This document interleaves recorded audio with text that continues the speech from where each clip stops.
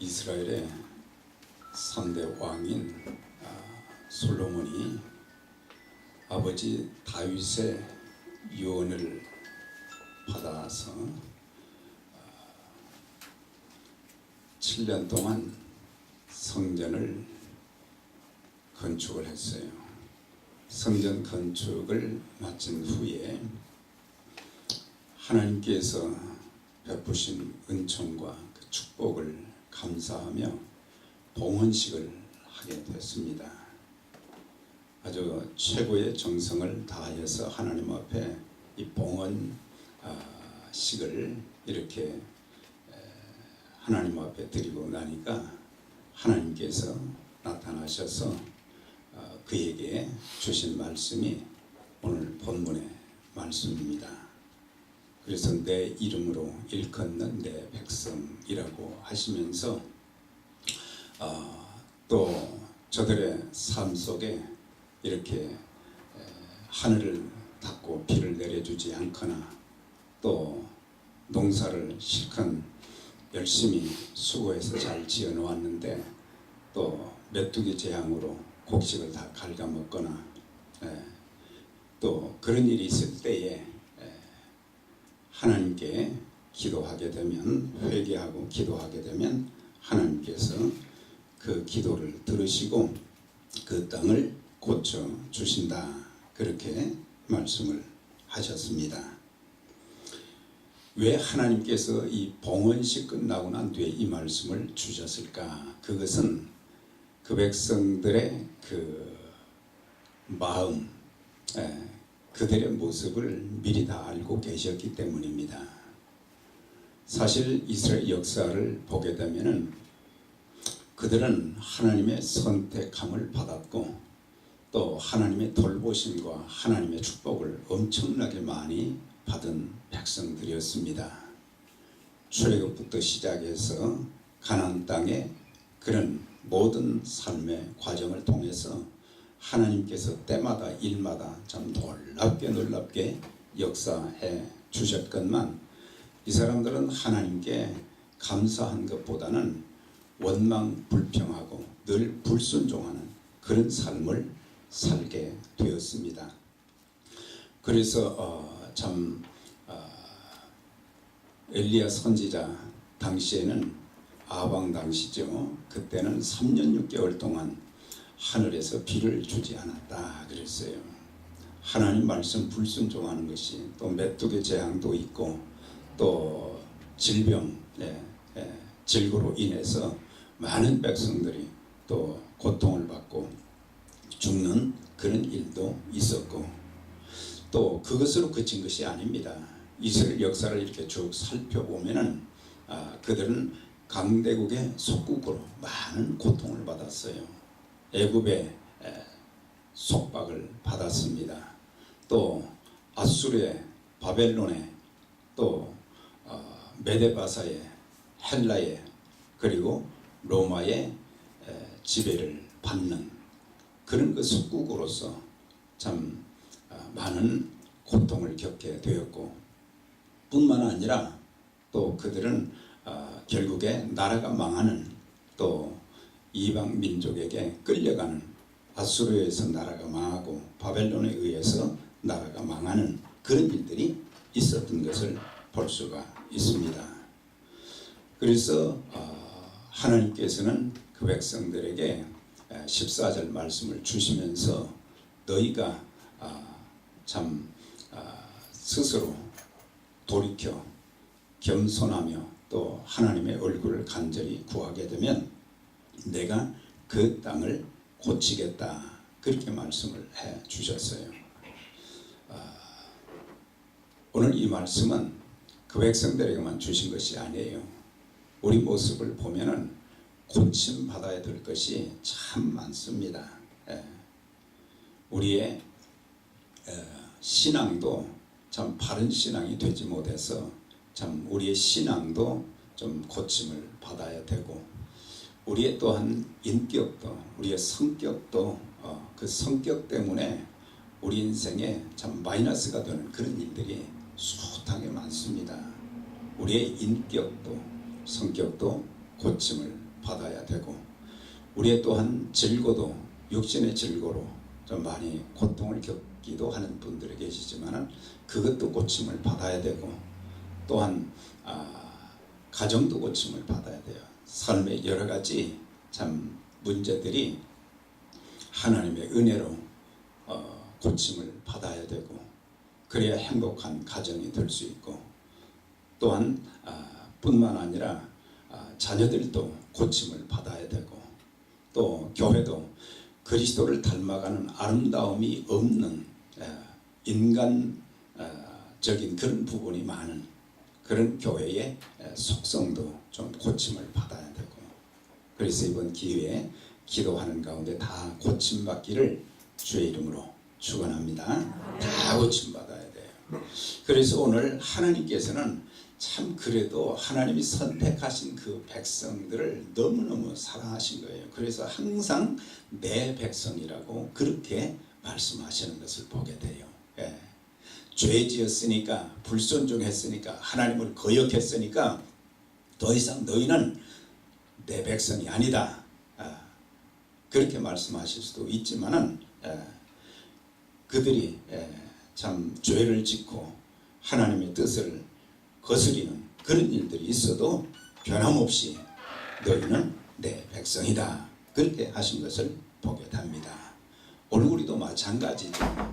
우리가 살면서 참 실수도 많고 불순종하는 것도 많고 하나님 마음에 들지 않는 것도 많고 하나님 마음을 심히 불쾌하게 하는 일도 많고, 그렇지만은 하나님은 여전히 너희는 내 자녀다. 존귀하고 보배로운, 그리고 하나님의 사랑받는 백성이다. 그렇게 말씀하시는 거예요. 그래서 이것이 있으니까 우리는 항상 하나님 앞에 나아갈 수 있는 거예요. 그게 없으면 우리는 하나님 앞에 감히 얼굴 들고 나갈 수가 없어요. 한 번 자녀는 그래서 영원한 자녀이며, 또 하나님의 자녀는 하나님이 그 백성들의 삶을 철저하게 책임져 주시는 거예요. 우리가 살면서 너무 우리의 삶 때문에, 힘든 것들 때문에 두려워하거나 또 걱정, 근심이 많거나 낙심할 필요가 없는 것은 하나님께서 우리의 모든 것들을 아시고 때마다 일마다 공급해 주시고 은혜 베푸시는 그런 역사가 있기 때문에 우리는 하나님 바라보고 살면서 하나님의 뜻을 이루어 드려야 되는데, 문제는 하나님의 백성이라고 하면서, 하나님의 자녀라고 하면서, 하나님의 종이라고 하면서 그렇게 말은 하지만은 그렇게 살지 못하는 것이 우리들의 현실인 거예요.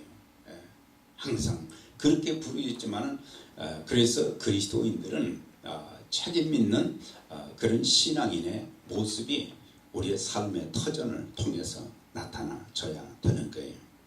그러면서 그 악한 길에서 떠나 겸비하라 그랬어요. 사실 우리가 살다 보면은 미국도 그렇고 한국도 그렇고 인재가 참 많잖아요. 사람들의 문제로 인해서 일어나는 여러 가지 사건 사고들이 쉼없이 많이 일어나고 있어요. 또 그에 비례해서 천재지변도 많이 일어나게 되는 것입니다. 세계 전역에 보면 가뭄으로 인해서 홍수로, 태풍으로, 지진으로, 전염병으로, 우리가 살고 있는 미국 땅에도 참 이런 일들이 우리 주변에서 많이 일어나고 있는 것을 보게 돼요.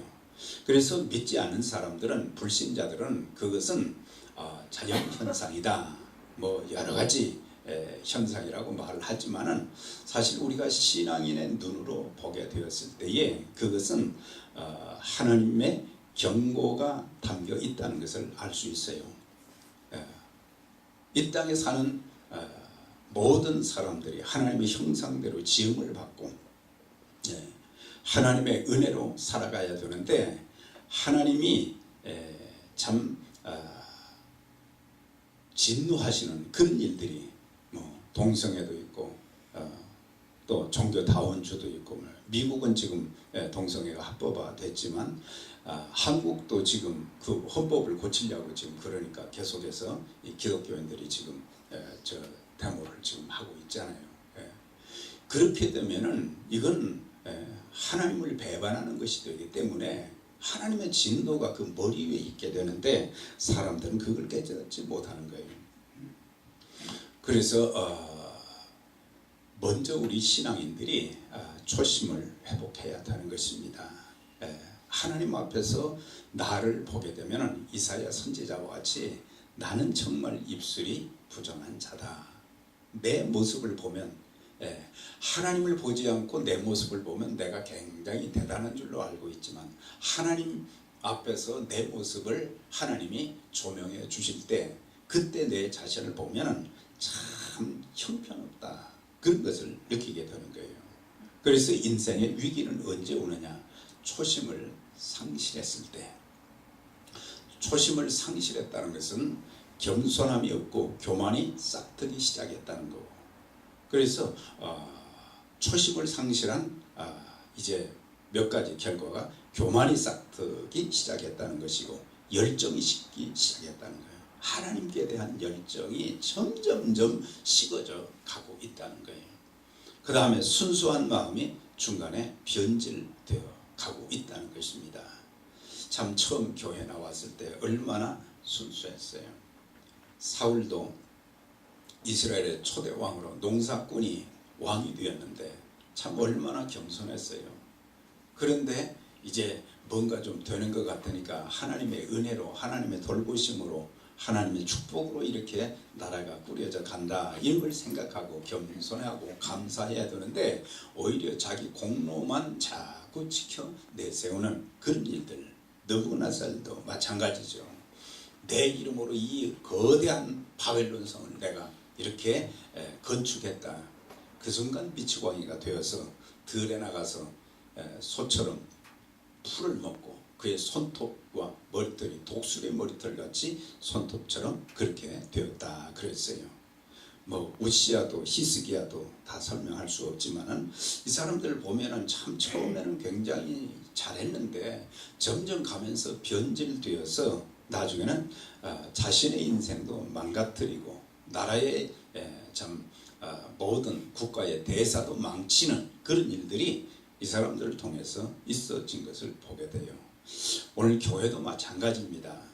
교회도 참 이 초심, 처음 교회를 우리가 출석했을 때, 우리 교회를 처음 시작했을 때 뿐만 아니라 사실 교회가 처음 사랑을 회복해야 되는데 우리들이 세상에 세속화의 물결이 교회 안에 막 들어오고 악한 사탄이 자꾸 지배하다 보니까 그 사랑의 마음이 점점점 식어져서 이제는 냉랭하게 되었다는 거예요. 그래서 다른 사람들의 아픔도 우리는 그것이 우리에게 전달되지 않을 때가 많습니다. 그 사람은 그 사람이고 나는 나다. 그렇게 생각이 되어지고 그래서 에베소 교회의 처음 사랑을 회복하라. 그것이 그 교회만 말씀하신 것이 아니에요.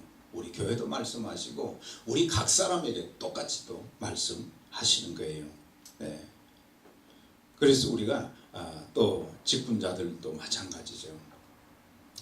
직분자들이 잘하면은 하나님의 교회에 놀라운 은혜 역사들이 많이 일어나게 돼요.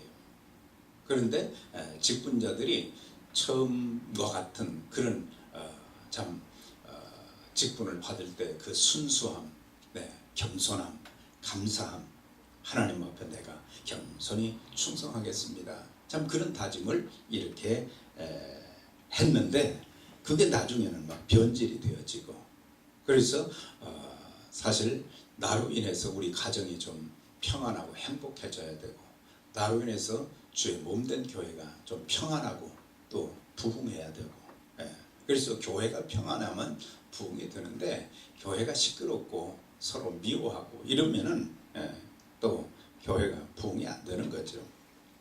그리고 또 직장 사회도 일할 맛이 좀 나도록 그런 역할을 우리 그리스도인들이 감당해야 된다는 것입니다. 그러면서 스스로 겸비하라 그랬어요. 겸비하라는 것은 겸손의 바로 본체는 뭐겠어요? 내가 죄인이라는 것을 이제 깨닫는 상태예요. 나는 하나님 앞에 죄인으로서이다. 베드로가 그런 고백을 했잖아요. 그 많은 고기를 잡게 해 주었는데 주여 나는 죄인으로서이다 나를 떠나소서 그걸 알아야 되는 거죠. 사실 우리 자신을 돌아보면 부족한 면이 참 많습니다. 또 실수 덩어리예요. 우리 보면은 개인적으로도 그렇고 교회를 섬기면서도 우리가 실수할 때도 참 많아요. 네. 근데 문제는 그 실수를 깨닫지 못하는 것이 문제지. 예. 얼마나 우리가 우리의 언행 심사로 우리의 행동으로 많이 실수를 합니까? 자신을 바로 알게 되면은 교만할 것이 없고 자랑할 것이 아무것도 없어요. 예. 내가 살아있기 때문에 주의를 한다. 그 착각하지 마세요. 하나님의 일을 위해서 우리에게 또 우리를 살려주신다. 내가 건강이 있어서 주의 일을 하는 것이 아니고 하나님의 일을 하라고 우리에게 건강을 또 은사와 재능을 주셨다고 하는 거예요. 내가 물질이 있어서 섬기는 것이 아니고 하나님을 잘 섬기라고 주의 일을 잘 하라고 물질을 주시는 거예요. 개인이든 국가든 무엇이든 잘 되면 교만해집니다. 사울도 우시야도 모두 교만하다가 버림을 받았고 또 강대국, 애굽, 아수르, 바벨론, 바사, 로마, 헬라 이 나라들도 이스라엘을 그렇게 지배하고 망하게 했지만 결국에 그들도 망했어요. 왜 그러느냐? 교만하다가 하나님이 버리시면은 아무것도 아닌 거예요.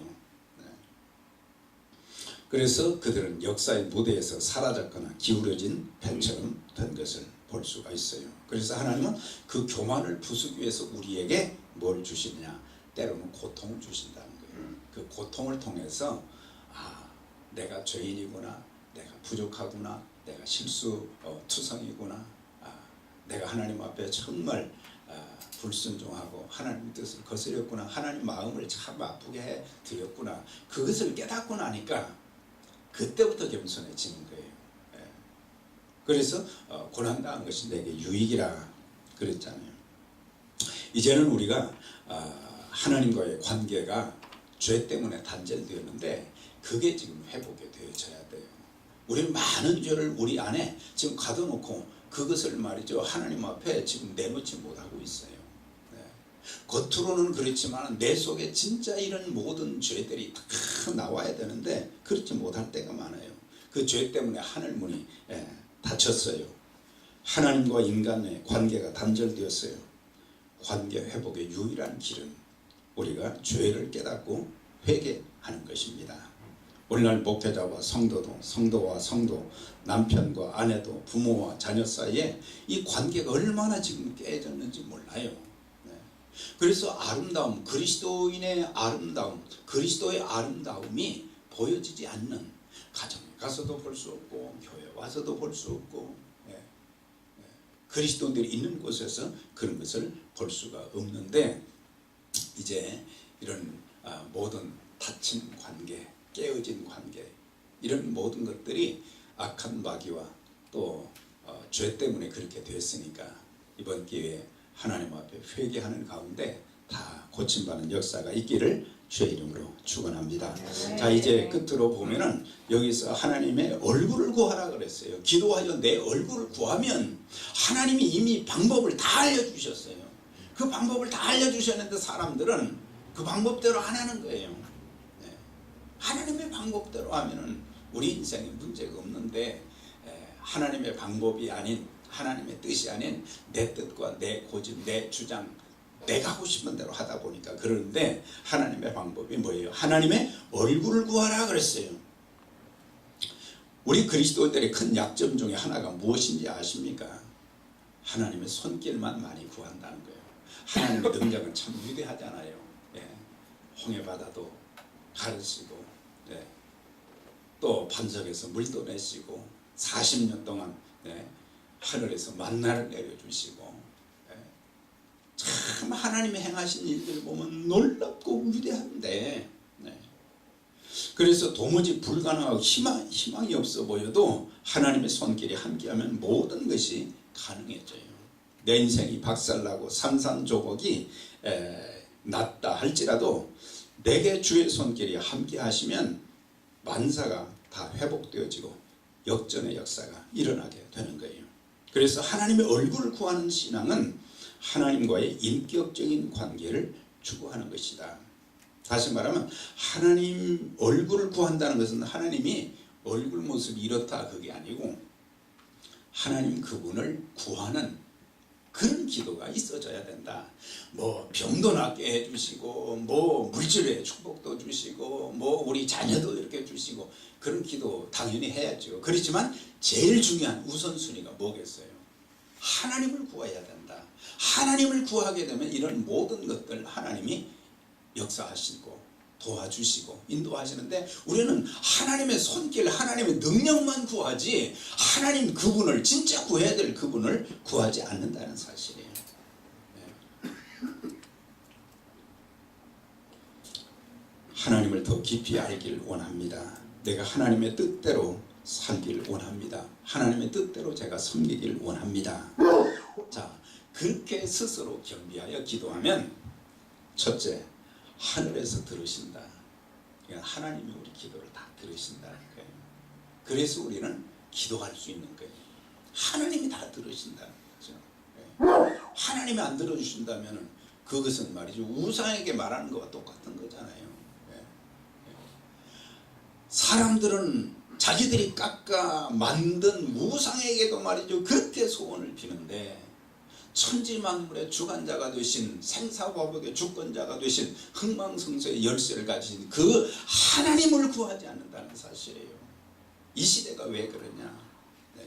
하나님을 구하지 않는다는 사실이에요. 네. 하나님을 구하지 않기 때문에. 그래서 하나님은 우리의 기도를 들으신다. 또 들으시고 그 잘못한 것을 하나님 참 순수한 마음으로 하나님 제가 실수했습니다. 제가 잘못했습니다. 제가 또 이런 죄를 졌습니다. 제가 하나님 마음을 아프게 해드렸네요. 하나님 앞에 내어놓으면은 우리의 모든 죄를 주홍같이 붉은 죄를 눈과 같이 내 죄를 주의 등 뒤에 다 던져버렸나이다. 내 죄를 깊은 바닷속에 다 던져버렸나이다. 하나님은 더 이상 기억조차 안 하신다 그랬어요.